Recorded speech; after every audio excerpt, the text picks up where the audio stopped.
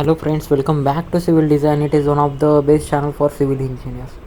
तो फ्रेंड्स, आज का वीडियो बहुत ही इंपॉर्टेंट होने वाला है, जिसमें हम डिस्कस करेंगे हमारे जो भी प्लान्स है फॉर अ पब्लिक बिल्डिंग, उसके जो भी रूल्स बायलॉज है, जो भी इम्पोर्टेंट टर्म्स एंड कंडीशंस है, उसके बारे में हम आज डिटेल में डिस्कस करने वाले हैं। जो भी हमारी पब्लिक बिल्डिंग्स है उसके लिए जो जो IS कोड के जो भी प्रोविजनल है वो डिस्कस करने वाले हैं गाइज। तो जो भी हमारी प्लानिंग ऑफ पब्लिक बिल्डिंग, उसमें residential, educational, industrial, storage, institutional building, educational building के लिए क्या क्या इम्पोर्टेंट चीज़ें है एज पर कोडल प्रोविजनल। ओके, तो बहुत सारा आपको कुछ इस वीडियो में सीखने के लिए मिल जाएगा गाइज। तो वीडियो को एंडिंग तक देखना, मिस मत करना। उसके बाद देखेंगे हमारे जो भी बिल्डिंग रूल्स एंड बायोलॉजी है, हमारे जो भी हाइट के लिए बिल्डिंग रूल्स है, set back distance, carpet area, plinth area, या फिर साइड के लिए जो भी बिल्डिंग्स रूल्स एंड बायोलॉजी, उसके बारे में हम आज डिटेल में देखने वाले हैं गाइज। ओके, आज साइट इंजीनियर ये सारी चीज़ें आपको आनी चाहिए गाइज। यानी कि आपको साइज़ ऑफ प्लॉट कितनी होनी चाहिए बिल्डिंग एज पर बिल्डिंग बायोलॉज। ओके, कौन से एरिया में कौन सा एरिया होना चाहिए, मिनिमम विड्थ उसकी क्या होनी चाहिए इन इंडस्ट्रियल एरियाज, या फिर अपना जो भी रेसिडेंशियल जोन हो उसमें। तो वीडियो बहुत ही इंपॉर्टेंट होने वाला है, आज का एंडिंग तक देखना गाइज। बहुत कुछ आपको यहाँ पर सीखने के लिए मिल जाएगा गाइज। तो फ्रेंड्स, एज पर बिल्डिंग रूल्स एंड बायोलॉज बहुत सारी चीज़ें आपको सीखनी है गाइज, जो कि इम्पोर्टेंट होती है एक साइट इंजीनियर के लिए, एक सिविल इंजीनियर के लिए और एक आर्किटेक्ट के लिए भी। जब आप प्लान बनाते हो तो ये सारी चीज़ें आपको इन बैक ऑफ माइंड होनी चाहिए गाइज, जो कि इम्पोर्टेंट होती है। अगर आपको ड्रेनेज और सैनिटेशन के बारे में देखा जाए तो अगर आप जो भी रेसिडेंशियल बिल्डिंग, कमर्शियल शॉप्स और होटल्स जो भी प्लान बनाते हो गाइज, तो इसके हिसाब से ही बनाना गाइज। वाटर सप्लाई, जो कि आपको ड्रेनेज एंड सैनिटेशन का प्लान भी बनाना होता है गाइज, MEP इंजीनियर। यानी कि आप इलेक्ट्रिकल प्लानिंग, प्लम्बिंग और मैकेनिकल वर्किंग का प्लान बनाते हो, MEP engineers electrical plans, plumbing plans बनाते हो, तो एज पर ड्रेनेज एंड सैनिटेशन जो भी रिक्वायरमेंट है उसके हिसाब से ही, एज पर बिल्डिंग रूल्स एंड बायलॉज के हिसाब से आपको प्लान बनाना है, उसका शेड्यूल करना है गाइज। तो गाइज, हर एक बिल्डिंग के लिए ड्रेनेज और सैनिटेशन इम्पोर्टेंट है गाइज। ओके, जो कि यहाँ पर रूल्स एंड रेगुलेशन के हिसाब से आपको 6 मिनिमम रिक्वायरमेंट है गाइज, जो कि आपको हर एक बिल्डिंग में वाटर सप्लाई के लिए देना जरूरी है गाइज। हर एक डिफरेंट टाइप्स ऑफ बिल्डिंग के लिए अलग अलग रिक्वायरमेंट है गाइज। जैसे कि आपको रेसिडेंशियल बिल्डिंग में देखा जाए तो 135 लीटर्स पर हेड पर डे के हिसाब से आपको सप्लाई होना चाहिए। बाथरूम मिनिमम 1 हो चाहिए, WC 1 चाहिए, सिंक 1 चाहिए गाइज। कमर्शियल कॉम्प्लेक्स में देखा जाए तो drinking water fountain 1 for every 100% sorry, वो WC 1 for every 25%, wash basin 1 for every 25%। तो ये रिक्वायरमेंट है गाइज मिनिमम, जो कि आपको प्रोवाइड करनी है जब आप प्लान बनाते हो, जब आप उसका प्लानिंग करते हो तब। उसके बाद देखा जाए तो ये तो है हमारे residential building, commercial complexes, offices के लिए। उसके बाद होटल में देखा जाए तो WC आपको 1 पर 100 मेल्स, ओके, एंड 2 पर 200 फीमेल्स।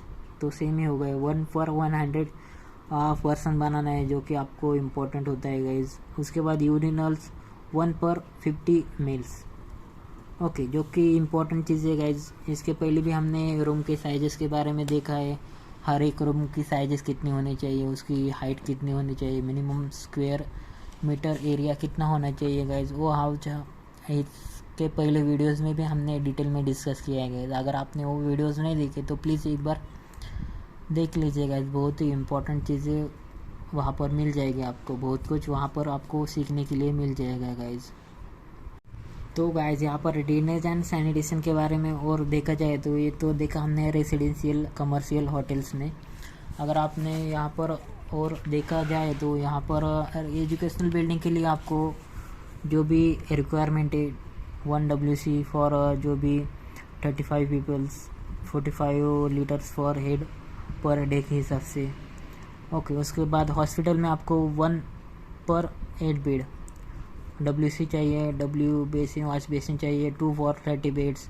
तो ये सारी रिक्वायरमेंट है गाइज। यहाँ पर आप चाहे तो इसका स्क्रीनशॉट निकाल सकते हो। अगर आपको ये बुक्स PDF फाइल में चाहिए तो आप हमारे टेलीग्राम और व्हाट्सएप ग्रुप को ज्वाइन कर लो गाइज, और नीचे कमेंट बॉक्स में कमेंट करना, आपको इसकी E-बुक में मेल कर दूंगा गाइज। ओके, तो ये सारी चीज़ें थी जो कि रिक्वायरमेंट चाहिए गाइज, जो कि आप जब प्लान बनाते हो तो कि इम्पोर्टेंट होती है गाइज। तो friends, as per building rules and bylaws, जो कि आपको इम्पोर्टेंट रूल्स है गाइज वाटर एंड सैनिटेशन के, drainage supply and sanitation water supply के लिए गवर्नमेंट और पब्लिक स्कूल के लिए देखा जाए तो 1 for 25 males and WC for 15 males. उसके बाद यूरिनल्स वाटर सप्लाई जो भी 45 लीटर्स पर डे पर हेड चाहिए, आपको प्रोवाइड करना चाहिए गाइज। उसके बाद WC, यानी कि आप जब WC बनाते हो एक बिल्डिंग के लिए, एक कोई भी प्लान के लिए, तब आपको ये रिक्वायरमेंट देना ज़रूरी है गाइज। एक फैमिली के लिए एक टॉयलेट बाथ WC मिनिमम तो होना चाहिए। 1 पर्सन आपको जो भी वाटर रिक्वायरमेंट है 135 लीटर्स पर हेड पर डे के हिसाब से देना चाहिए गाइज, जो कि as per building rules and bylaws, जो कि इम्पोर्टेंट होता है आपके लिए। ओके, तो फ्रेंड्स, ये सारी थी हमारी वाटर सप्लाई और जो भी ड्रेनेज सिस्टम है हमारी, उसके लिए जो भी मिनिमम रिक्वायरमेंट है water supply, urinals, WC, washroom basin, wash basin, bathroom की, ये मिनिमम रिक्वायरमेंट ठीक है जो कि आपको प्रोवाइड करनी होती है एज पर बिल्डिंग रूल्स एंड बायलॉज। उसके बाद देखेंगे हमारी जो भी पार्किंग ऑफ व्हीकल्स है गाइज, उसके हिसाब से आपको जो भी पार्किंग लॉट से, parking of numbers of scooter, cycle, car से, उसके भी आपको एज पर बिल्डिंग रूल्स एंड बायलॉज है गाइज, जो कि ओपन स्पेस कितना होना चाहिए आपको, residential building, institutional educational building, आपके गवर्नमेंट बिल्डिंग्स हो, उसके बाद मार्केट, इंडस्ट्रियल, स्टोरेज, प्लॉट्स। तो ये सारे टेबल से गाइज, जितना कम से कम कारपेट एरिया के ऊपर आपको कितनी पार्किंग अवेलेबल होते हैं गाइज एज पर बिल्डिंग रूल्स एंड बायलॉज। तो फ्रेंड्स, पार्किंग में देखा जाए तो यहाँ पर रेसिडेंशियल बिल्डिंग के लिए multi family high rise building है तो मल्टी फैमिली रेसिडेंस करेगी वहाँ पर। 1 parking for every space for every family. Okay, number of car, number of scooter, number of cycle, तो एज पर depend on carpet area guys, वो आपको provide करनी होती है। यहाँ पर आप देख सकते हो restaurant, lodging, every 5 guest room में 1 पार्किंग तो होनी चाहिए, कार के लिए 2, स्कूटर के लिए 4। तो ये एज पर बिल्डिंग रूल्स एंड बायलॉज है गाइज, ये मैं आपने खुद से नहीं किया है मैंने टेबल, एज पर बिल्डिंग रूल्स एंड बायलॉज है गाइज, जो कि आपको जब आप प्लान बनाते हो तो अब आपको प्रोवाइड करनी होती है गाइज। ओके, आप चाहे तो इसका स्क्रीनशॉट निकाल सकते हो। ओके, सारी चीज़ें वहाँ पर मैं बोलने नहीं वाला हूँ, जो जो इम्पोर्टेंट फैक्ट है वही मैं आपको आपके साथ कवर करने वाला हूँ गाइज। यहाँ पर आप देख सकते हो जो कि एजुकेशनल बिल्डिंग है, जो कि इसके पॉइंट्स है यहाँ पर as per IS code and as per codal provision आपको जो भी रूम साइजेस है, एरिया, वो आपको प्रोवाइड करना होता है गाइस। ओके, जो भी IS कोड कोडल प्रोविज़न के हिसाब से आपको जो भी प्रोविज़न करना होता है, प्लेग्राउंड का या फिर gymnasium, hall, library, common room, staff room, ये सारी चीज़ें आज civil engineer, site engineer, as a architect आपको पता होनी चाहिए guys. Okay, classroom and library should be northern except. ओहो, ओके, यहाँ पर जो भी क्लासरूम से लाइब्रेरी हो यहाँ पर आपको नॉर्थ साइड में देनी है गाइस। ओके, जो कि एज पर वास्तु के हिसाब से भी सही है गाइस, और एयर और वेंटिलेशन के हिसाब से भी सही है वो क्लासरूम और रीडिंग रूम वाला पॉइंट। उसके बाद हमारी जो भी एजुकेशनल बिल्डिंग है उसके प्लानिंग करते टाइम आपको बिल्डिंग के लेआउट हो वो आपको L, B and E type में होना चाहिए गाइस, यानी कि L बड़ा वाला शेप होना चाहिए, यहाँ पर प्लेग्राउंड होगा, फिर क्लासरूम सर वो वाला होगा सभी, उसके बाद B और उसके बाद E, इस शेप में अपना जो स्कूल है, कॉलेज है, एजुकेशनल बिल्डिंग होनी चाहिए guys. Sanitary block and water taps should be placed in each wing in a such manner that they can be easily accessible to all unit, यहाँ पर आप देख सकते हो सैनिटरी जो भी ब्लॉक्स होते हैं, वाटर टैप्स होते हैं, आपको इजीली वहाँ पर आपको एक्सेसिबल होने चाहिए गए, जो कि इम्पोर्टेंट होती है एक एजुकेशनल बिल्डिंग के पर्पज से। तो as per codal provision and as per IS code आपको ये रूल्स देने होते हैं guys. As per building bylaws and rules, आपको अगर एजुकेशनल बिल्डिंग में जो जो चीज़ें होती है, रूम के साइजेस होती है, उसमें यहाँ पर देखा जाए तो हमारे जो भी science, art, commerce, law colleges, medical college, engineering colleges, agriculture colleges, बड़े बड़े इंस्टीट्यूट होते हैं, उसके लिए जो भी एरिया रिक्वायर्ड होता है गाइज, यहाँ पर एंट्रेंस रिसेप्शन के लिए जो भी एज़ पर कोडल प्रोविज़न और एज़ पर IS 8827/1978 ये चीज़ें आपको प्रोवाइड करनी है गाइज। उसमें आप देख सकते हो यहाँ पर जो भी offices, room sizes, classroom, WC, urinals, wash basin, इसके जो भी टर्म्स एंड कंडीशन है गाइज, उसके हिसाब से आपको एक school building, college building, institutional building का प्लान बनाना होता है गाइज, जो कि इम्पोर्टेंट होता है एक सिविल इंजीनियर के लिए, एक आर्किटेक्ट के लिए। जब आप प्लान बनाते हो तब आपके लिए ये चीज़ें इम्पोर्टेंट होती है गाइज। यहाँ पर एजुकेशनल बिल्डिंग के लिए और एक टाइप का प्लान है गाइज। यहाँ पर देख सकते हो आप, जो कि क्लासरूम और जो भी स्टाफ रूम्स हो, हॉल्स हो, गर्ल्स बॉयज़ टॉयलेट हो, ऑडिटोरियम हो, जिम, प्ले ग्राउंड हो, इसका जो आपको एज ए एजुकेशनल बिल्डिंग होनी चाहिए। तो एक तो ग्राउंड आपका सेंटर में होना चाहिए, उसके बाद स्टेज, उसके बाद जो भी फंक्शनल एरिया आपको ऑडिटोरियम लगता है उसके लिए, जो भी हमारे सैनिटरी और ड्रेनेज की कंडीशन हो, उसके बाद एंट्रेंस, ओके, लैबोरेटरी होनी चाहिए उसमें, ऑफिस, स्टाफ रूम्स, प्रिंसिपल। तो ये भी सही प्लान है जिसमें आप अच्छी तरह से मैनेज कर सकते हो एक हर एक चीज़ उसमें। ओके, एंट्रेंस भी एक ही साइड से दिए, यहाँ पर पार्किंग भी ले सकते हो आप ग्राउंड में, और कितनी भी स्टोरी आप इसके ऊपर बना सकते हो गाइज। तो फ्रेंड्स, उसके बाद हमारे मेन पॉइंट पे आते हैं, जो कि हमारे एजुकेशनल बिल्डिंग के ऊपर उनके जो भी टर्म्स एंड कंडीशंस है वो देखेंगे। As per IS codes and codal provision वो देखेंगे। एंट्रेंस और रिसेप्शन आपको मिनिमम देना है 10 to 25 mm square, 2.5 metre wide. Okay, entrance यहाँ पर देख सकते हो प्लान में, जो कि एंट्रेंस है यहाँ पर, जो कि आपको अच्छी तरह से और बड़ा वाला देना है। उसके बाद एडमिनिस्ट्रेटिव ऑफिस और ब्लॉक के लिए आपको 20 to 40 मीटर स्क्वायर देना है। यहाँ पर मीटर है, गलती से वहाँ पर mm आया है, मीटर है वहाँ पर एक्चुअल में। ओके, उसके बाद क्लासरूम की साइजेस है, student about 10 years, student about 10 years, below 10 years, उसके हिसाब से उन्होंने क्राइटेरिया दिया है। 6.5 मीटर, 5.5 मीटर रूम साइजेस दिए, क्लासरूम के साइजेस दिए वहाँ पर। तो यहाँ पर देख सकते हो आप, क्लासरूम के जो भी जनरल साइजेस है वो आपको एडॉप्ट करने होते हैं प्लानिंग में। यहाँ पर क्लासरूम से जितने भी क्लासरूम से staff, laboratory, principal rooms, entrance, open space कितना होना चाहिए मिनिमम, उसमें UC, WC, यूरिनल्स, जो भी एज पर स्टूडेंट होता है, कितने WC कितने स्टूडेंट के ऊपर होने चाहिए गाइज। तो 1 by 1 देखेंगे हम। उसके बाद जो भी हमारे टीचर्स में उसकी मिनिमम तो साइजेस होने चाहिए 14 मीटर स्क्वायर, मैक्सिमम आप कितना भी देख सकते हो, मगर मिनिमम अपना एरिया होना चाहिए 14 metre square. Drawing halls, laboratory, assembly hall होना चाहिए 3 to 5 metre square per student के हिसाब से होना चाहिए, आज पर IS कोडल प्रोविज़न गाइज। यहाँ पर IS 8827/1978 से ये IS कोड चलता आ रहा है गाइज। इसमें 3 to 4 metre square per student हो एरिया आपको ड्राइंग रूम और असेंबली हॉल में देना। उसके बाद ये तो हुआ हमारा रूम्स और टीचर रूम्स, एजुकेशनल बिल्डिंग के लिए जो भी अवेलेबल लेबोरेटरी उसके लिए एरिया होता है। उसके बाद सर्कुलेशन के लिए चाहिए गाइज। सर्कुलेशन में आपको 1 to 2 मीटर फ्री स्पेस देना है यहाँ पर सर्कुलेशन। यहाँ पर पैसेज आपको देना है 2 मीटर का, यहाँ पर पैसेज देना है लेबोरेटरी। ओके, ये जो पैसेज है वो आपको प्रोवाइड करना होता है 1 मीटर 2 मीटर के आसपास। इज एक्सेसिबल और सर्कुलेशन के लिए अच्छा होता है वो। ओके, उसके बाद लाइब्रेरी में देखा जाए तो अपना एरिया होता है 80 to 95 मीटर स्क्वायर पर 1500 स्टूडेंट। ओके, लेबोरेटरी का एरिया हमारा बाय 5 मीटर 5 और 6 मीटर।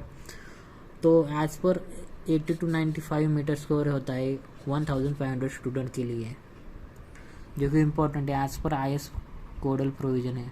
उसके बाद पार्किंग स्पेसेस साइकिल के लिए अलग से दिया है गाइज। यहाँ पर सैनिटरी ब्लॉक देखा जाए तो आपको 1 WC के लिए आपको 140 स्टूडेंट लेना है, फीमेल हो तो 25 स्टूडेंट देना है आपको, 1 WC प्रोवाइड करना है। यूरिनल प्रोवाइड करना हो तो 1 फॉर 20 स्टूडेंट, WC करना हो तो 1 for 40 student, 1 for 40 student same है। उसके बाद वाटर टैप्स प्रोवाइड करना हो तो 1 फॉर 50 स्टूडेंट। तो ये सारी बेसिक रिक्वायरमेंट है। अगर आपको आपके कॉलेज या स्कूल में 1000 स्टूडेंट हो तो आपको पर 50 स्टूडेंट 1 टैप प्रोवाइड करना है, 1 वॉश बेसिन प्रोवाइड करना है, 1 WC प्रोवाइड करना है। यूरिनल्स में फॉर 20 स्टूडेंट 1 यूरिनल्स प्रोवाइड करना होता है, जो कि इम्पोर्टेंट होता है एक आर्किटेक्ट के लिए, एक साइट इंजीनियर के लिए, एक सिविल इंजीनियर के लिए। तो फ्रेंड्स यहाँ पर हॉस्टल में आपको कौन कौन सी चीज़ें होनी चाहिए। पहले तो आपको rooms, circulation, recreation hall, dining hall, kitchen, pantry, storage, उसके बाद सैनिटरी ब्लॉक। तो ये सारी चीज़ें आती है हमारे हॉस्टल के एक बिल्डिंग्स में। यहाँ पर आप प्लान में देख सकते हो kitchen, pantry, mess, bathrooms, lawn, watchman cabin, gate, road side, entrance. तो यहाँ पर देख सकते हो जो भी रूम्स हैं हमारे यानी कि रूम्स, वहाँ पर देख सकते हो रूम्स। उसके बाद वार्डन्स रूम, ऑफिसेस, तो ड्रिंकिंग फैसिलिटी, इजी एक्सेसिबल होना चाहिए वो चीज़ें, हर एक चीज़ यहाँ पर आपको लाइन प्लान में दिखाई दे सकते हो। इजी टू एक्सेसिबल एंड अच्छा प्लान है इस पैसेज है। सर्कुलेशन के लिए अच्छा गैप अप बनाया है उन्होंने। तो फ्रेंड्स एज पर कोडल प्रोविज़न आपको इसका रूम के जो भी साइजेस है, सिंगल सीटेड, 2 सीटेड, 3 सीटेड के लिए आपको पर हेड 9.3 मीटर स्क्वायर पर हेड, यानी कि 3.3 मीटर बाय 3 मीटर अगर आपका सिंगल सीटेड रूम हो तो। अगर आपका 2 या 3 सीटेड रूम हो तो 7 मीटर स्क्वायर पर हेड, जिसके कि रूम का एरिया आ जाएगा हमारा 4.2 मीटर बाय 5 मीटर। तो एंट्रेंस आपको मिनिमम 3 मीटर वाइड देने गए, जो कि इम्पोर्टेंट होती है एज पर IS कोडल प्रोविज़न। सर्कुलेशन आपको 1 मीटर to 2 मीटर चाहिए गए, जहाँ पर आप देख सकते हो पैसेज में 1 मीटर to 2 मीटर का आपको सर्कुलेशन प्रोवाइड करना होता है इस पैसेज में। यहाँ पर ओके, इसका जो भी वेट है आपको 1 to 2 मीटर आपको प्रोवाइड करना होता है गाइस। उसके बाद जो भी डाइनिंग एरिया, रिक्रिएशनल हॉल है, 2.3 मीटर स्क्वायर पर हेड आपको देना होता है गाइस। तो ये सारी चीज़ें आती हैं हमारे हॉस्टल्स में। आपको अगर एजुकेशनल बिल्डिंग्स हो, इंस्टीट्यूशनल बिल्डिंग्स हो, इंजीनियरिंग कॉलेज हो, आर्किटेक्चर, लॉ कॉलेज हो अपना, फार्मेसी, कोई भी कॉलेज हो अपना, तो ये सारी चीज़ें एक ही रहने वाली है, इसमें कोई चेंज नहीं होने वाला है गाइज। जिसका मिनिमम एरिया आपको इतना देना ही है। किचन में देखा जाए तो मिनिमम आप 2.75 to 3 मीटर, मैक्सिमम कितना भी बना सकते हो, मगर मिनिमम आपको इतना ही देना है। पार्किंग स्पेस साइकिल के लिए आपको मिल जाएगा स्पेस वहाँ पर। सैनिटरी ब्लॉक के बारे में देखा जाए तो WC, bathroom, urinals, wash basin. Plan में देखा जाए तो सैनिटरी के लिए यहाँ पर बाथरूम्स, यूरिनल्स यहाँ पर आपने 2 साइड में दिए, यहाँ पर WC बाथ, जैसे कि इजी एक्सेसिबल होने चाहिए आपके जो भी पब्लिक बिल्डिंग है उसमें। अगर जो भी हॉस्टल्स हैं हमारे यहाँ पर सैनिटरी देखा जाए तो 1 for 10 WC चाहिए। 10 पर्सन के लिए 10 मेल्स हो तो आपको 1 WC देना चाहिए, एक बात देना चाहिए। 25 मेल्स के लिए एक यूरिनल कंपलसरी चाहिए। 10 मेल के लिए एक वॉश बेसिन कंपलसरी चाहिए गाइज। यहाँ पर फीमेल, यानी कि पर 8 फीमेल के लिए आपको एक वॉश बेसिन, एक बाथरूम और एक वॉश बेसिन देना कंपलसरी गाइज एज पर बिल्डिंग रूल्स एंड बायलॉज। यहाँ पर आप देख सकते हो architecture, planning and design of a building. तो पब्लिक बिल्डिंग के लिए आपको ये सारी चीज़ें आपको प्रोवाइड करनी होती है गाइज एक हॉस्टल में, एक इंस्टीट्यूशनल बिल्डिंग के, जो भी लेडीज़ हॉस्टल या फिर गर्ल्स हॉस्टल या फिर बॉयज़ हॉस्टल में गाइज। यहाँ पर आप देख सकते हो लाइन प्लान दोनों के। ये जो लाइन प्लान है गाइज हमारे हॉस्टल के लिए, एक एजुकेशनल बिल्डिंग का हॉस्टल हो तो आपको रूम्स चाहिए, उसमें ग्राउंड चाहिए, पार्किंग का एरिया चाहिए अच्छा सा, उसके बाद लॉन, मेस, किचन, पैंट्री, ये चीज़ें चाहिए गए जो कि इम्पोर्टेंट होती है एक इंस्टीट्यूशनल बिल्डिंग के लिए। एक गर्ल्स हॉस्टल बॉयज़ हॉस्टल बनाने हो तो आपको हमारा सेकंड प्लान है गाइस बाथरूम और रूम्स, जैसे कि उसमें हर एक चीज़ वहाँ पर इंक्लूडेड होनी चाहिए। यहाँ पर पैसेज, स्टेप से बीच में पार्किंग, या फिर हमारा जो भी लॉन है यहाँ पर। ओके, तो ये चीज़ें आपको प्रोवाइड होती है guys. As a site engineer आपको ये देखना है, एज अ आर्किटेक्ट आपको प्लान बनाने टाइम पहले तो आपको लाइन प्लान ही बनाना होगा, उसके बाद उसकी वर्किंग डिटेल प्लान में करनी होती है गाइस, जिसका area as per codal provision आपने देखा कि कौन कौन सी चीज़ें कहाँ पर और कितने साइज की होनी चाहिए। तो फ्रेंड्स ये सारी चीज़ें आती हैं हमारे हॉस्टल बिल्डिंग में, हॉस्टल बिल्डिंग के प्लान्स में। अगर आपका गर्ल्स हॉस्टल हो या बॉयज़ हॉस्टल हो उसके कोई डिफरेंस नहीं होता उसमें। जैसे कि हमारे रूम साइज जैसे वो सेम आती है 3 metre by 4 metre, wardens cabin आता है 8 मीटर बाय 4 मीटर। उसके बाद लॉन तो कंपलसरी देना चाहिए। वो WC बाथरूम के लिए आपने क्राइटेरिया देखा कि कितना होना चाहिए। ओके, उसके बाद जो भी किचन और मेस के लिए आपको स्पेस उतना मिनिमम तो देना चाहिए। स्टेयर केसेस होने चाहिए अपना, अगर मल्टी स्टोरी हॉस्टल है तो। ओके, यहाँ पर देख सकते हो आपकी जो भी गर्ल्स और बॉयज़ हॉस्टल की सैम्पल कॉपी यहाँ पर, ये गर्ल्स हॉस्टल है और ये हमारा बॉयज़ हॉस्टल है यहाँ पर। ओके, अगर इसका डिज़ाइन डिटेल में चाहिए तो प्लीज़ कमेंट बॉक्स में डिज़ाइन लिख देना, आपको इसका प्लानिंग और डिज़ाइन मिल जाएगा, और अपना मेल ID दे देना।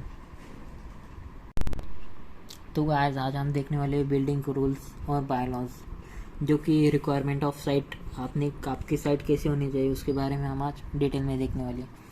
अगर आपकी साइट जो भी इलेक्ट्रिकल के डिस्टेंस से आपके इलेक्ट्रिकल लाइंस जाते होंगे आपके साइट पे, तो आपको अगर जो भी आपको इलेक्ट्रिकल के लिए जो भी बिल्डिंग्स के बायलॉज है वो आपको ध्यान में रखने हैं। आपको साइट परचेस करनी है गाइज। ओके, साइट का लोकेशन वही देखना है गाइज। अगर आपका जो भी इलेक्ट्रिकल लाइन वर्टिकली जो भी 2.5 मीटर के ऊपर जा रहा होगा आपकी बिल्डिंग हाइट से, तो आपको वो साइट में ज़्यादा से ज़्यादा 2.5 मीटर अलाउ होगा गाइज, उसके ऊपर नहीं होगा। अगर आपका low and medium voltage lines service line जा रही हो आपके साइट के ऊपर से, तो आपका टोटल बिल्डिंग हाइट है उसके ऊपर 2.5 मीटर हाइट ज़्यादा से ज़्यादा होगा गाइज। उसके बाद इलेक्ट्रिकल लाइंस में जो भी आपकी हॉरिजेंटल डिस्टेंस है 1.2 मीटर से ज़्यादा नहीं होगा गाइज। ओके, यानी कि आपका जो भी इलेक्ट्रिकल सप्लाई है, इसका जो भी सर्विस लाइन है हाई वोल्टेज या लो मीडियम वोल्टेज के लिए आपको 1.2 मीटर की अलाउंस दिया है गाइज, अलो कर सकते हो उसको। अगर आपकी बालकनीज वरांडा उसके बीच में आ रहे हो तो वो अलाउ कर सकते हो उसमें। ओके, तो ये सारी चीज़ें आती है guys building rules and bylaws में, जो कि इलेक्ट्रिकल लाइंस अगर आपके साइड से कोई ऊपर या फिर साइड से जा रहे हो तो आपको मैक्सिमम इतना ही डिस्टेंस मिलेगा। जैसे कि वर्टिकली 3.7 मीटर अगर हाई वोल्टेज हो तो, यानी हॉरिजेंटल उसका 2 मीटर ही मिलेगा गाइज। तो ये सारी चीज़ें आपको एज अ साइट इंजीनियर ध्यान में आनी चाहिए, इम्पोर्टेंट होती है गाइज आपके लिए। बाद में फ्यूचर में इसका बहुत कुछ प्रॉब्लम अफेक्ट हो सकता है। यहाँ पर इलेक्ट्रिकल लाइन के लिए इन्होंने जो भी मिनिमम क्लियरेंस दिया है गाइज, मिनिमम क्लियरेंस फॉर जो भी स्पेसिफाई किया है उन्होंने, ये वर्टिकल और ये हॉरिजॉन्टल दोनों पार्ट में डिवाइड किया है। यानी कि लो और मीडियम वोल्टेज के लिए आपको 2.5 मीटर वर्टिकल हाइट अलो कर सकते हो, मिनिमम क्लियरेंस इतना तो होना चाहिए गाइज। ओके, और हाई वोल्टेज के लिए 3.7 मीटर वर्टिकली डिस्टेंस, और हॉरिजॉन्टल आपका 2 मीटर डिस्टेंस चलेगा गाइज। ओके, मिनिमम क्लियरेंस इतना तो होना चाहिए गाइज, इतना अलो हो सकता है हमारे बिल्डिंग रूल्स एंड बायलॉज में। जो भी आपकी बालकनीज है, वरांडाज है, should not be given. Okay, not भी इसके साइड में नहीं आना चाहिए, उसमें दोनों में अंतर 2 मीटर तो होना चाहिए, 2 मीटर 1.2 मीटर। ओके, तो ये सारी चीज़ें आपको बिल्डिंग्स रूल्स और बायलॉज में मिल जाएगी गाइज, जो कि इम्पोर्टेंट होती है साइट इंजीनियर सिविल इंजीनियर के लिए। उसके बाद देखेंगे गाइज हमारे साइज़ ऑफ प्लॉट के बारे में। अगर आपको जो भी साइजेस होते हैं प्लॉट के, वो आपको अगर रो हाउसेस बनाना है तो आपको 40 to 50 to 125 मीटर स्क्वायर का प्लॉट चाहिए। उसमें आपका फ्रंटेज चाहिए, वेट के लिए वेट चाहिए मिनिमम 4.5 to 8 मीटर, जो कि बेसिक होता है रिक्वायरमेंट एज पर building rules and bylaws. For minimum size of plot in a residential zone is 50 square metre. Okay, 50 square metre कम से कम होना चाहिए रेसिडेंशियल जोन में। अपना जो भी साइट होता है प्लॉट का उसमें 3 में डिवाइड किया है, सेमी डिटैच, डिटैच। इसमें प्लॉट एरिया और मिनिमम वेट कितने होने चाहिए यहाँ पर उन्होंने दिए गाइज। अगर आप प्लॉट खरीदना चाहते हो रेसिडेंशियल जोन में, कमर्शियल जोन में, तो आपको ये रूल से आपको फॉलो करने होंगे गाइज। ओके, इसमें होता है रो हाउसेस, सेमी डिटैच बिल्डिंग और हमारा डिटैच बिल्डिंग 125 to 250। अगर आपको सेमी डिटैच करना है तो इतना तो एरिया मिनिमम चाहिए गाइज। उसके बाद मिनिमम वेट चाहिए 8 to 12 मीटर।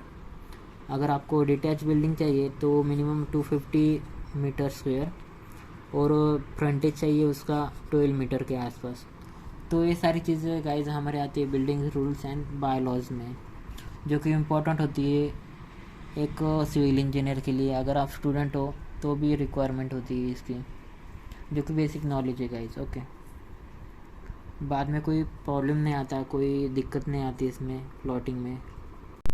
इसमें अलग अलग पॉइंट डिस्कस किए गए, जैसे कि इंडस्ट्रियल जोन में width of plot should not be less than 50 metre and size of plot should not be less than 300 square metre.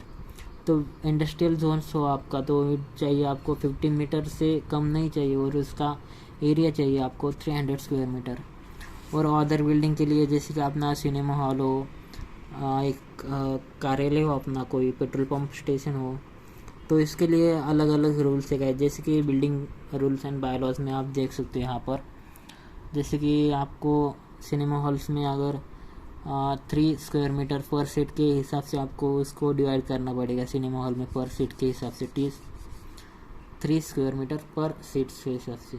Okay, अगर आपको मिनिमम साइज ऑफ प्लॉट चाहिए, आपको कोई प्रोग्राम कार्यालय के लिए 1000 स्क्वायर फीट तो मिनिमम होना चाहिए गाइज। यहाँ पर इन्होंने एक स्पेशल हाउसिंग स्कीम, अगर आपको कोई लो इनकम ग्रुप है तो आपको इकोनॉमिकल वीकर क्लास है आपका, तो अगर आपको मिनिमम प्लॉट साइज चाहिए वो 20 स्क्वायर मीटर और मिनिमम वेट चाहिए उसका 3.6 स्क्वायर मीटर। यहाँ पर आपने देखा कि रोज के लिए चाहिए आपको 50 to 125 square metre area plot के लिए और 4.5 to 8 मीटर इसका वेट चाहिए। अगर आप वो इकोनॉमिकल वीकर जोन में हो, सोसाइटी में हो, तो आपको जो भी मिनिमम अपना वेट चाहिए 3.6 मीटर और अपना मिनिमम एरिया चाहिए प्लॉट का 20 स्क्वायर मीटर। ये सारी चीज़ें हमारे बिल्डिंग्स रूल्स एंड बायलॉज में आती है गई, जो कि आपको इम्पोर्टेंट है एक सिविल इंजीनियर के लिए, एक साइट इंजीनियर के लिए। तो फ्रेंड्स, आई होप आपको वीडियो अच्छा लगा होगा, वीडियो का कंटेंट आपको अच्छा लगा होगा, तो प्लीज़ वीडियो को लाइक, शेयर एंड चैनल को सब्सक्राइब करना ना भूलें गाइस। यहाँ पर हमने बहुत सारी चीज़ें डिस्कस की, जैसे कि इलेक्ट्रिकल लाइंस में आपको मिनिमम डिस्टेंस कितना देना चाहिए, मिनिमम क्लियरेंस कितना होना चाहिए अपने बिल्डिंग लाइन से, साइड से। Okay, minimum requirement of plots कितनी होनी चाहिए। उसके बाद हमने देखा साइज़ ऑफ प्लॉट कितनी होनी चाहिए, रेसिडेंशियल, कमर्शियल, इंडस्ट्रियल जोन में उसका मिनिमम एरिया कितना होना चाहिए, कम से कम कितना एरिया आपको होना चाहिए आपके प्लॉट के लिए। अगर आप कोई प्लॉट परचेस करते हो तो आपको ये बिल्डिंग रूल्स एंड बायलॉज आपको समझ में चाहिए गाइस। ओके, उसके बाद इंडस्ट्रियल जोन, ऑर्डर बिल्डिंग के लिए आपको कितना एरिया होना चाहिए। अगर आपको जेन्युइनली वीडियो अच्छा लगा तो प्लीज़ वीडियो को लाइक, शेयर एंड चैनल को सब्सक्राइब करना गाइज। यहाँ पर सेटबैक डिस्टेंस की आपको डेफिनेशन दी है गाइज।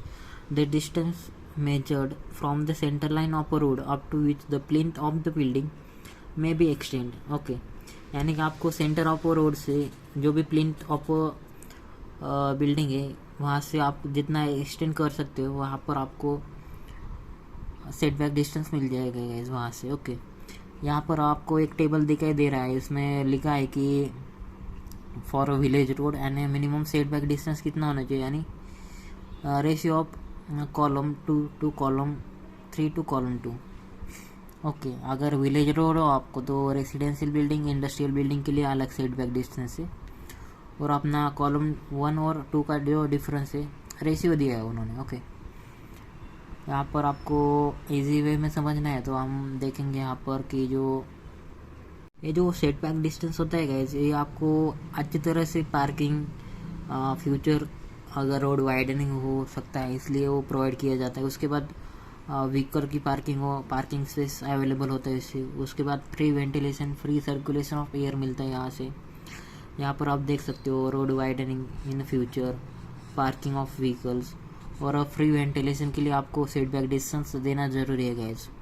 वो आपको थिएटर और कमर्शियल कॉम्प्लेक्सेस के लिए, फैक्ट्रीज के लिए 1.5 to 1.67 टाइम्स ग्रेटर होता है गाइस। ओके, उससे ज़्यादा होता है 1.5 to 1.67 टाइम्स।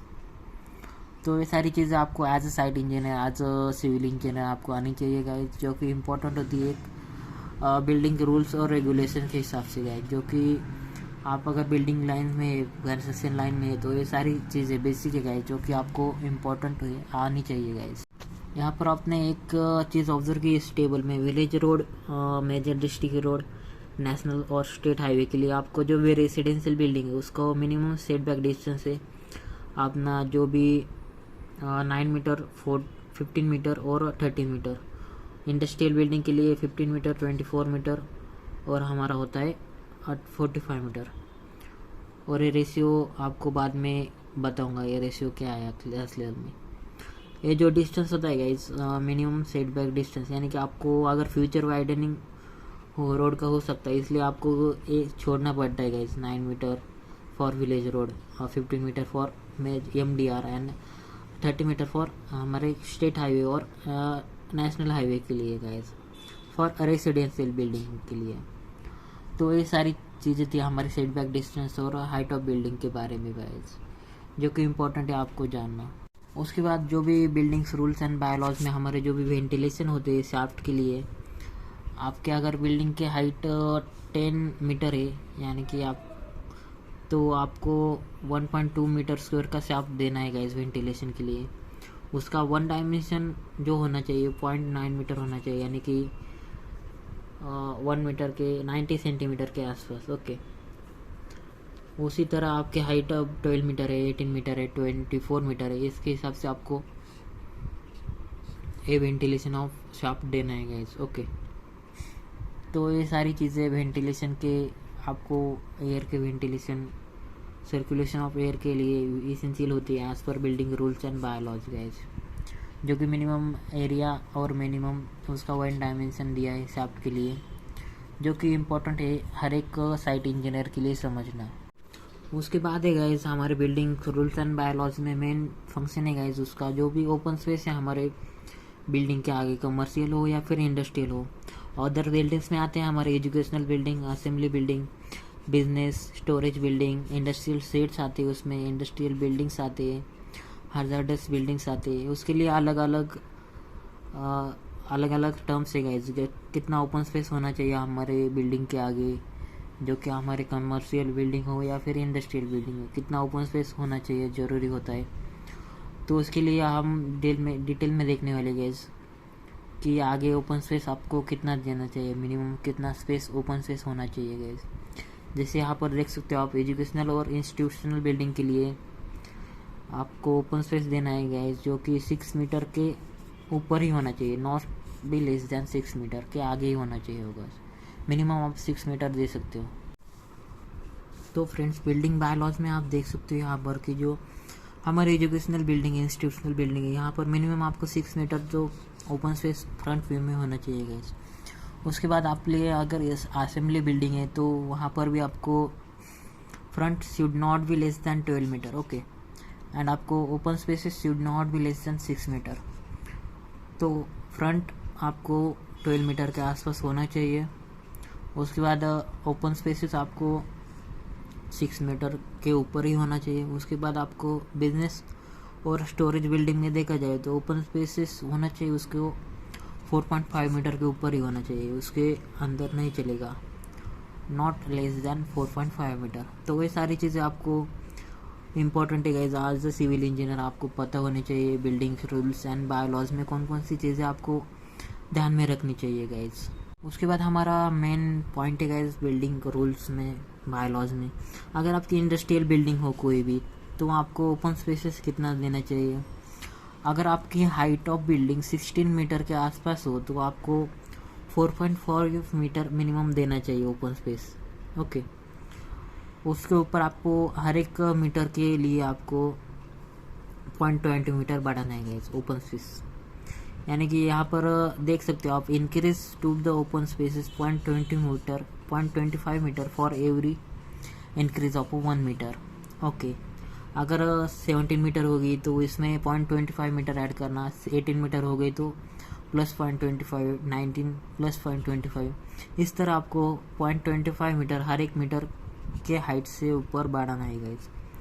16 मीटर के लिए आपको 4 तो इंडस्ट्रियल बिल्डिंग के लिए ये रूल आपको इस्तेमाल करना है गाइस। जैसे कि हैज़ार्डस बिल्डिंग है, हैज़ार्डस बिल्डिंग में आपको same rule as per industrial building के लिए जो रूल्स है बिल्डिंग बाय लॉज में, वही आपको इस्तेमाल करना है गाइस। ये सारे चीज़ें गाइस हमारे building rules and bylaws में। ओके, यहाँ पर देख सकते हो आप जो कि building rules and bylaws में ये हमारा सैम्पल के लिए कट सेक्शन है। जैसे कि आपको बिल्डिंग रूल्स, इसके बारे में भी हम डिस्कस करेंगे कि बिल्डिंग की साइजेस कौन सी होनी चाहिए, बेडरूम हॉल किचन की साइजेस कौन कौन सी होनी चाहिए गाइस, उसके बारे में भी हम आज डिटेल में देखने वाले गाइस। तो वीडियो एंडिंग तक देखना गाइस, मिस मत करना, क्योंकि कुछ बहुत सारी चीज़ें आपको सीखने के लिए मिल जाएगी इस वीडियो में। तो यहाँ पर आपने एक चीज़ ऑब्जर्व की है, यहाँ पर हैबिटेबल रूम्स में आपने जो भी हाइट और साइजेस है यहाँ पर देख सकते हो आप, जो कि आपको मिनिमम एरिया चाहिए 9.5 मीटर स्क्वायर, हाइट इसकी 1 मीटर चाहिए 2.4 मीटर।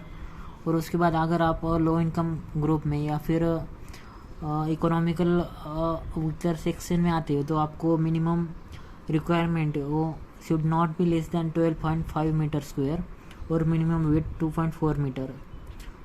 ओके, तो ये एज पर बिल्डिंग रूल्स एंड बायलॉज है गाइज। ओके, तो आपको ये फॉलो करने हैं गाइज। ओके, इसके हाइट मिनिमम चाहिए not should be less than 2.75 metre, यानी कि 9 फीट से कम हाइट नहीं होनी चाहिए उसकी। ओके, तो ये मेन पॉइंट है गाइज, जो कि हैबिटेबल रूम्स में उसकी हाइट और जो भी आपका एरिया है गाइज। यहाँ पर आप देख सकते हो ये लाइन प्लान, ये हमारा लाइन प्लान है गाइज। यहाँ पर टिपिकल 3 BHK फ्लैट के लिए, और यहाँ हमारा 3D व्यू है, हमारा कट सेक्शन है 1 BHK फ्लैट के लिए। यहाँ पर आप देख सकते हो कि हमारा हॉल, उसके बाद टेरेस एरिया, उसके बाद बाथरूम, उसके बाद जो भी हमारा किचन और बेडरूम और उसके जॉइनिंग के लिए एक टॉयलेट बाथ दिया है। यहाँ पर आपको कारपेट एरिया जो भी है वो मिलना चाहिए गाइज 9.5 मीटर स्क्वायर के आसपास। ओके, मिनिमम एक फैमिली के लिए ज़रूरी है गाइज। ओके, तो ये सारी चीज़ें आपको आनी चाहिए गाइज, जो कि इम्पोर्टेंट होती है एक साइट इंजीनियर को जानना है गाइज। तो ये सारी चीज़ें थी हैबिटेबल रूम्स के बारे में, उसकी साइजेस क्या होती है, उसकी हाइट क्या होती है। ओके, तो एज़ पर बिल्डिंग रूल्स और बायोलॉजी आपको फॉलो करने हैं गाइज। तो हैबिटेबल रूम्स में हमारी रूम साइजेस के लिए आपको एक एक्सेप्शनल है गाइज। यहाँ पर आपको अगर होटल रूम या फिर एजुकेशनल बिल्डिंग है, इंडस्ट्रियल बिल्डिंग है, तो उसमें जो भी मैक्सिमम हाइट चाहिए आपके रूम साइजेस की वो चाहिए गाइज 4.2 मीटर के आसपास। उससे ज़्यादा नहीं चलेगी, उससे कम होगी तो भी चलेगी गाइज। अगर आपकी रेसिडेंशियल होटल कमर्शियल बिल्डिंग है, 3 स्टार 4 स्टार होटल है, तो ये सारी चीज़ें गाइज जो कि आपको आनी चाहिए गाइज एक साइट इंजीनियर में, एक सिविल इंजीनियर को। तो यहाँ पर आपको कम से कम एरिया चाहिए 9.5 स्क्वायर मीटर, उसके बाद ये वेट चाहिए उसकी 2.4 मीटर, उसके हाइट चाहिए आपके रूम की 2.75 मीटर। बेसिक है गाइज, ये आना चाहिए हर एक सिविल इंजीनियर को, हर एक साइट इंजीनियर को।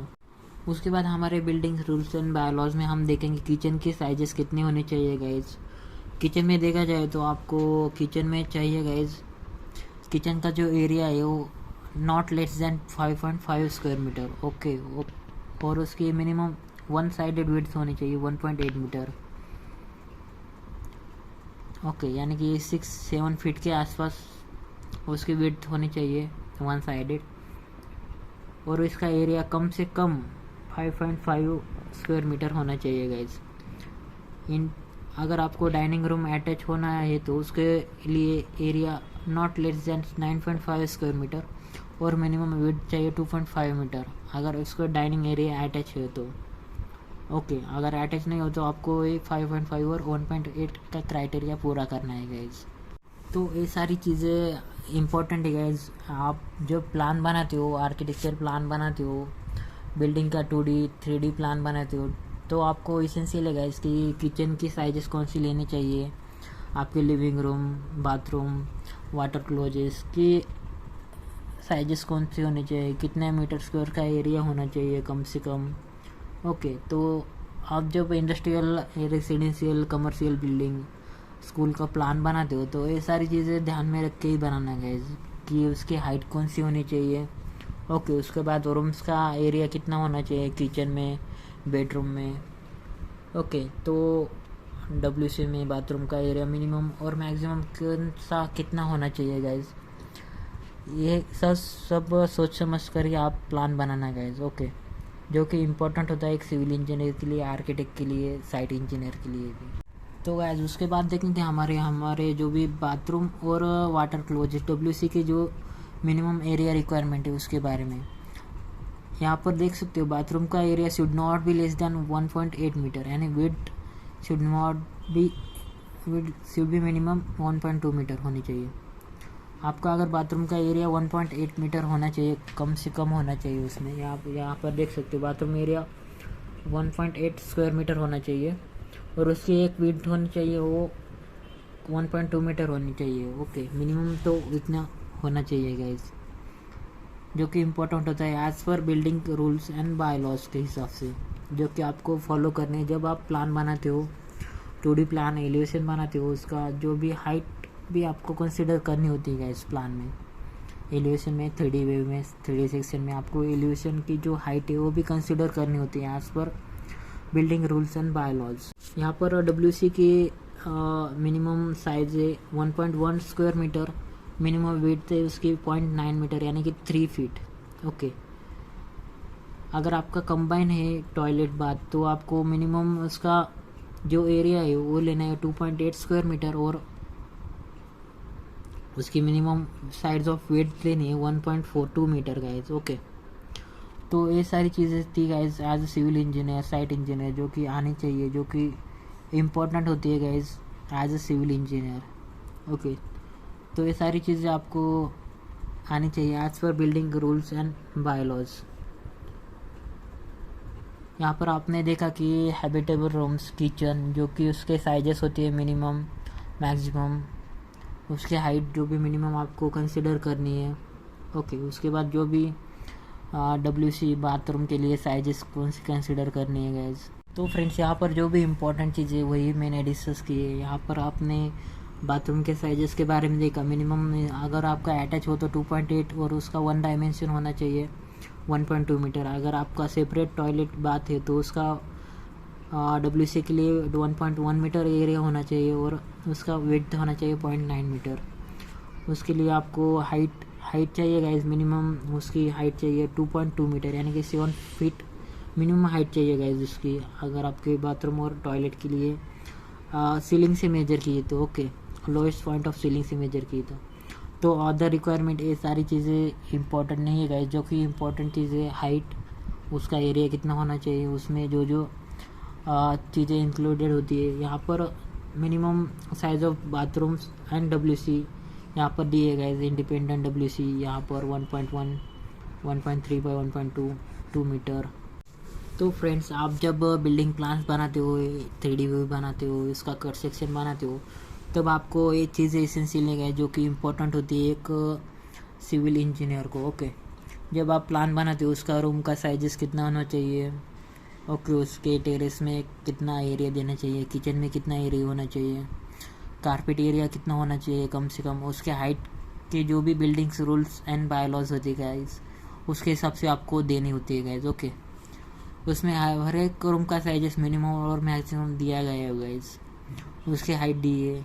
उसके बाद जो भी बाथरूम है, टॉयलेट है, उसका 1 डायमेंशन फिक्स होता है। उसके बाद उसका एरिया भी आपको मिनिमम कितना होना चाहिए, मैक्सिमम तो आप कितना भी ले सकते हो, मगर मिनिमम आपको कितना क्राइटेरिया फुलफिल करना है वो आपको पता होना चाहिए गाइस।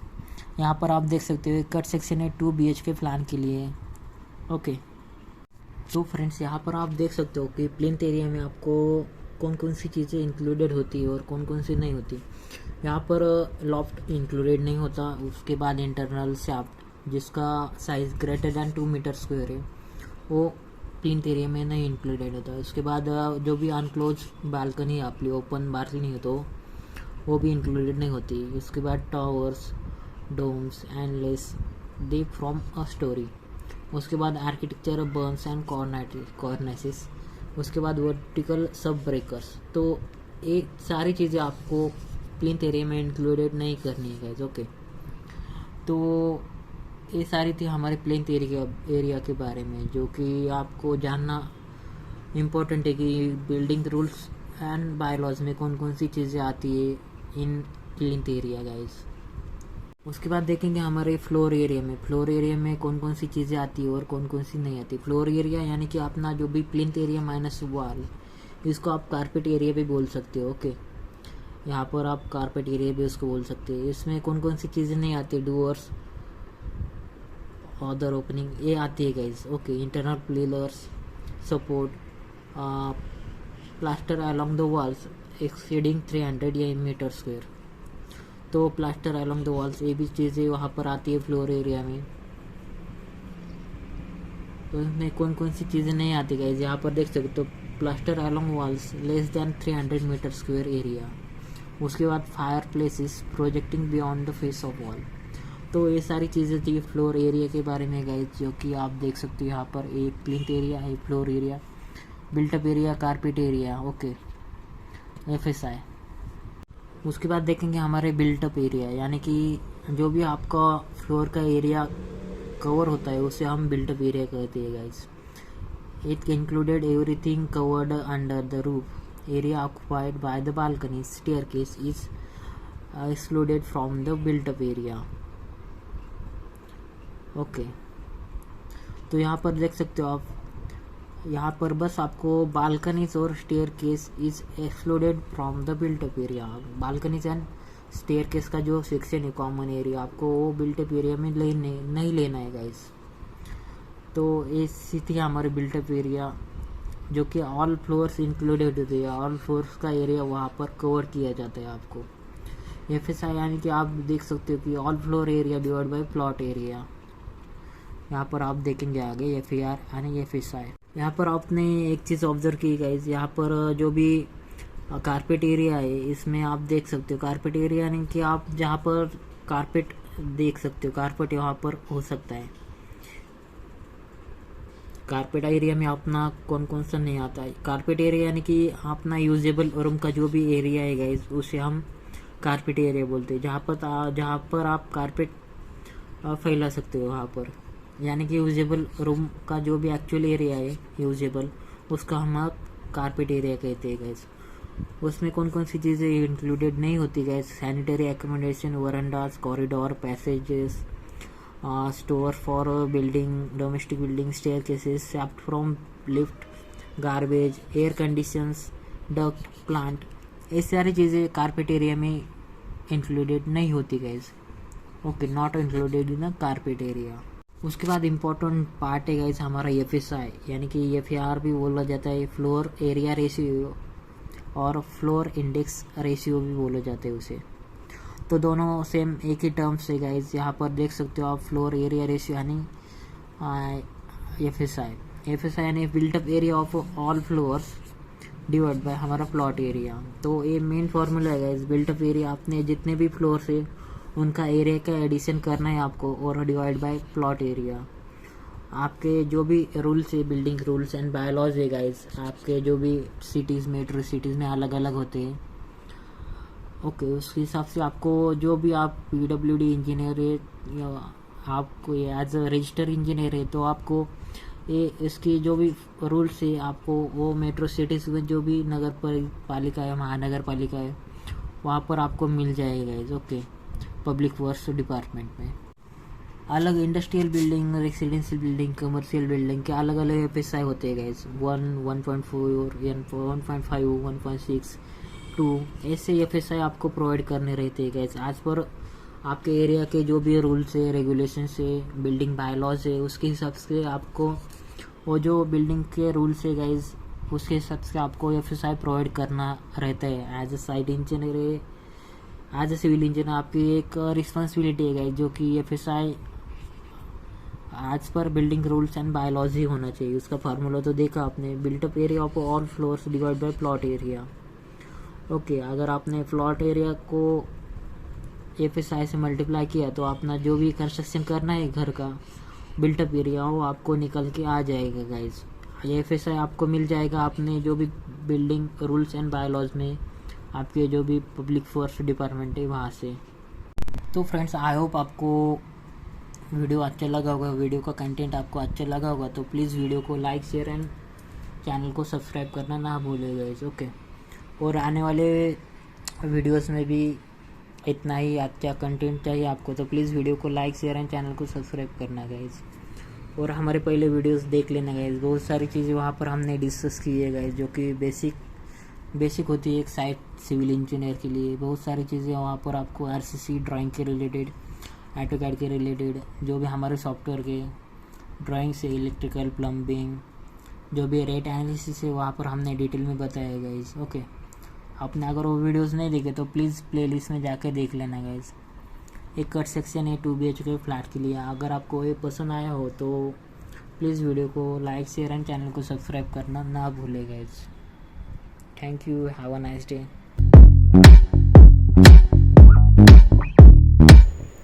तो फ्रेंड्स, ये हमारी प्लेलिस्ट है, आप चाहे तो इसे देख सकते हो हमारे चैनल पे। इसमें हमने सब कुछ डिस्कस किया है, हमारे फाउंडेशन प्लान से लेके हमारे टेरेस प्लान तक हर एक चीज़ हमने वहाँ पर डिस्कस की है। ये वीडियोस आप चाहे तो हमारे प्लेलिस्ट में जाके देख सकते हो। हर एक शॉर्ट्स वीडियो भी बनाए हमने इसके ऊपर। टोटल 1000+ वीडियो है गाइस, आप चाहे तो इसे प्लेलिस्ट में जाके देख सकते हो। हमने ऑटोकैड की पूरी सीरीज़ बनाई है, सब ड्राइंग आपको वहाँ पर डिटेल में डिस्कस किया हमने।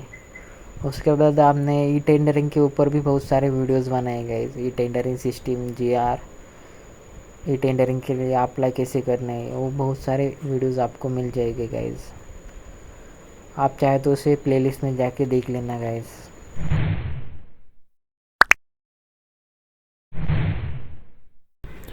तो गाइस, मेरा एक कंस्ट्रक्शन फर्म भी है, dream homes builders and developers.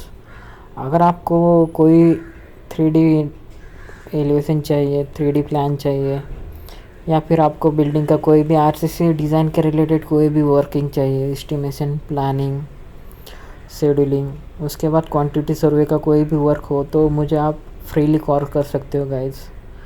अगर आपको आर्किटेक्चर ड्राइंग चाहिए, प्लानिंग चाहिए, उसके बाद उसका जो कोई भी इंटीरियर वर्क हो आपके घर का या फिर आपके फ्रेंड्स का, तो मुझे फ्रीली आप कॉल कर सकते हो गाइस। अगर आपको कोई भी आरसीसी के रिलेटेड कोई भी प्रॉब्लम आ जाए तो मुझे फ्रीली कॉल करना गाइस। आप चाहे तो मेरा कॉन्टैक्ट नंबर और मेरी जो भी कॉन्टैक्ट डिटेल है यहाँ पर दी है मैंने। Thank you.